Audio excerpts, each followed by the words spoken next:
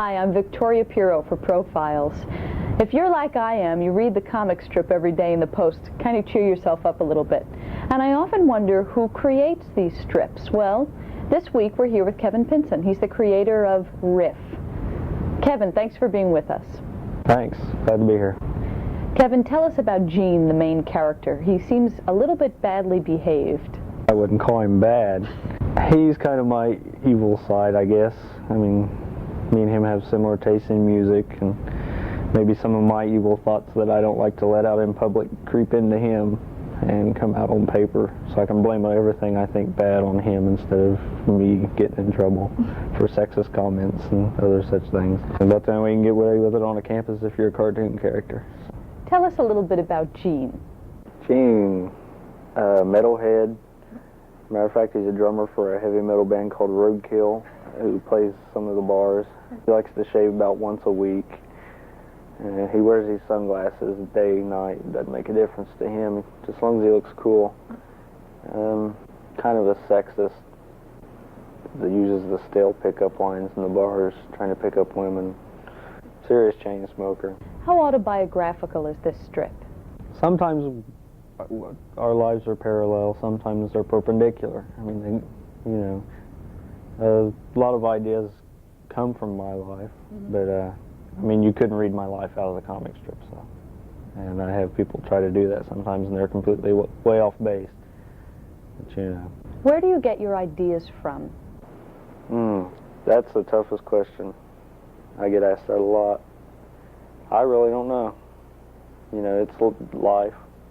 Just things that happen. Sometimes there's an inside joke that I can make that everybody will understand, make it so everybody understands. Sometimes somebody says one word that sets me off and I think of something. You never know. I read some cartoonist, an interview with some cartoonist, I forget who it is now, but he says he just walks through life with all of these pores open so he can absorb everything. That's basically what you gotta do. Do your friends give you advice or suggestions on what you should do with the characters in the strip? Sometimes people in the hall, not making suggestions to me, but just talking, will say something that triggers an idea. And I like to give them credit for that process, and I'll slip them in the strip for the idea. And I did that a couple times, and then that became the popular thing, was to be in Riff.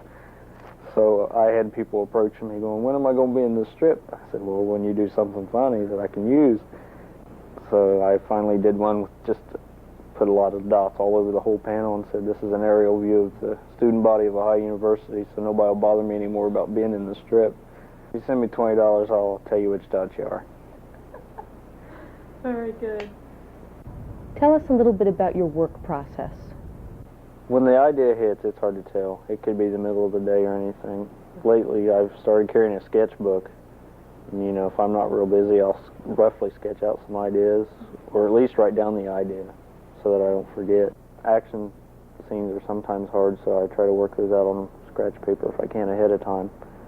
And then every night I slip in the TV lounge while Star Trek's on with my drawing board and pencil and markers and just sit down and with my paper and that's got the panels on it. And first I sketch it out in pencil until I get that down right, and then I'll go back over everything in marker and erase the pencil lines. Spin a little bit of a fantasy for me about where your career would be in 5 years from now. Oh. Well, once I graduate, it'll probably take a little while. I want to get the strip syndicated. It's a pretty rough process, and it may take a few years, so I'll have a degree in journalism at the end of spring quarter, and I'll start working on a newspaper. Maybe that'll get my foot in the door again, and I'll start sending it out from there. I just hope. Kevin, thank you so much for being here. It was very, very interesting talking with you. Thank you. Join us next week and meet another interesting person on Profiles, and it's back to Lisa and RT in the studio.